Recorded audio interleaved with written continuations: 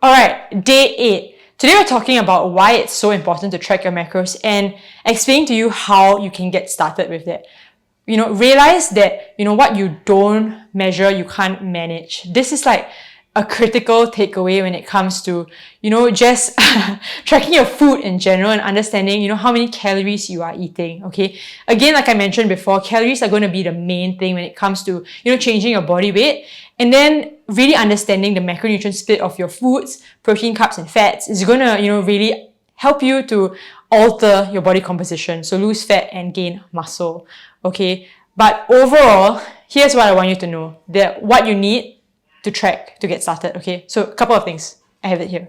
So the first thing is a food scale, okay? So you just need to get this, online or whatever. You can ship it to your house. It's a digital food scale. Really useful, okay? So keep it in the kitchen. The next thing is measuring carbs, even like tablespoons, teaspoons, everybody has that in their house. So that's also the second thing that's important. And then the third thing is to download MyFitnessPal, which is a free app on your phone. Okay, so just these three things to get started. Okay, and when it comes to tracking food itself, right, there's, different foods are going to require you to track it a little bit differently. Okay, so if you're looking at like packaged food, so anything that comes in a packet that has, that has a barcode, right? You can actually use the MyFitnessPal app to scan the barcode.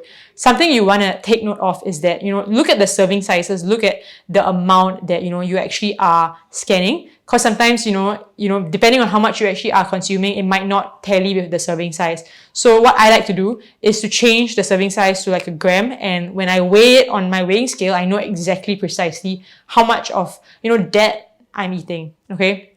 The second thing is if it's a particular like fresh food, maybe it's whole chicken breast, eggs, fruits, veg, whatever, things that you're eating at home and cooking at home, right? Again, you need to weigh it on the scale, okay? Whether you choose to weigh it like raw or after you cook it, I generally prefer to weigh it raw, right? Because that's going to be the most accurate. When you're on MyFitnessPal, a quick tip here is if you're looking for, the most accurate, right, sort of measurement, right, either look for the ones with the tick on the app or type in the word USDA, so that's the US Dietary Administration. So type in that and, for example, USDA cherry tomatoes, for example. It's going to throw up a much more accurate number than just a random number that you're going to find on MyFitnessPal, because at the end of the day, MyFitnessPal is user generated and user maintained, right? So that means anybody can key in numbers in MyFitnessPal.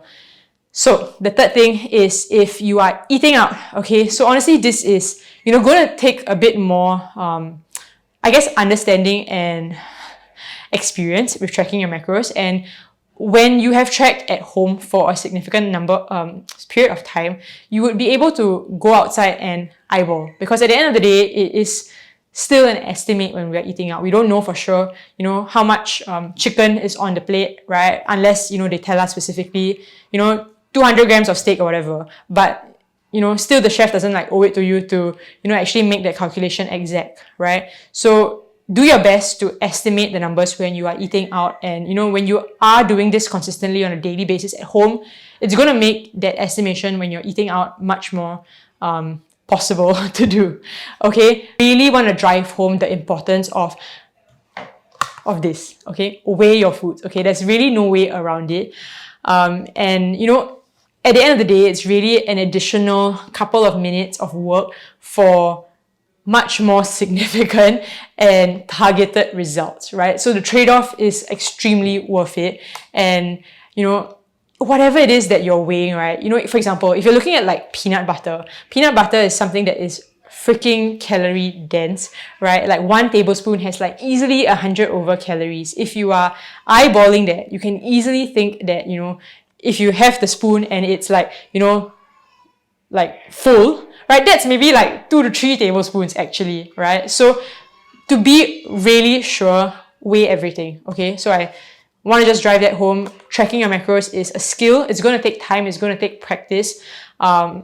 Once you do it, over a period of time, you get a great understanding, firstly, about food, about nutrient density, about how to fuel your body. And eventually, we can look at ways to transition away from tracking macros. But like I like to tell clients, only after you have achieved your desired result.